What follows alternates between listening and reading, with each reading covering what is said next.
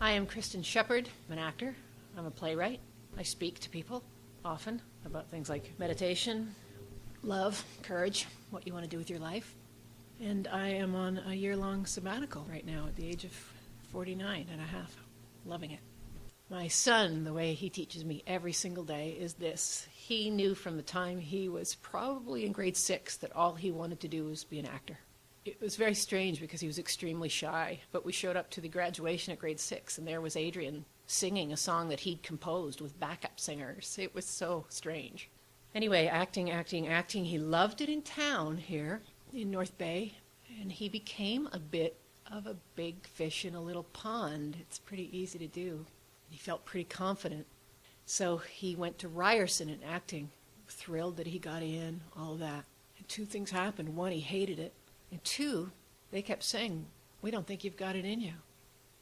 He was on probation, and they kept saying, "We don't think you've got it in you to be an artist." Wow, how dare anybody say that? He dropped out of that program at Christmas and took a few courses and came home pretty deflated. Maybe more than deflated, a bit down. So we said to him, let's go back there and find out what parts of that made you happy so that we can find your way out through happiness. And he said, well, what I loved down there was acting, and I loved living in Toronto. So at 17, he went down and lined up to get little apartments of his own. They said, sorry, you need a job. He said, you give me 2 hours. He went and found jobs and came back. He got a little apartment that was so bug-infested that when I went to visit him, we would see these roaches crawling on the wall, and he'd say, no, sorry, bugs, no place for you here. Just took it on and decided he was going to make it a happy time. He got a job at a cafe, and he acted his face off in everything he could act in. And a year and a half later, he said he was holding a plate, he was bussing tables, and all of a sudden the thought occurred to him, I don't want to be a waiter for the rest of my life. And he got fired the next day. And there were lots and lots of people in his life at that point who were saying, listen, lots of people act as a sideline. There's no harm in that. Maybe that's what you're meant to do. And he would just not listen. He would just not listen.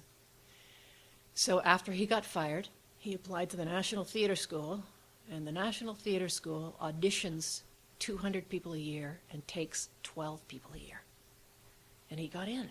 He called me screaming.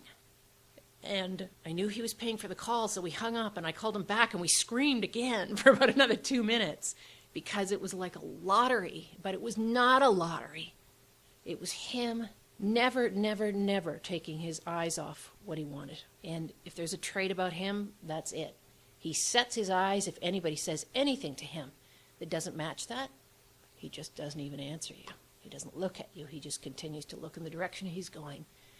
And this summer, I am going to watch him in Montreal in a production of Macbeth that's touring around.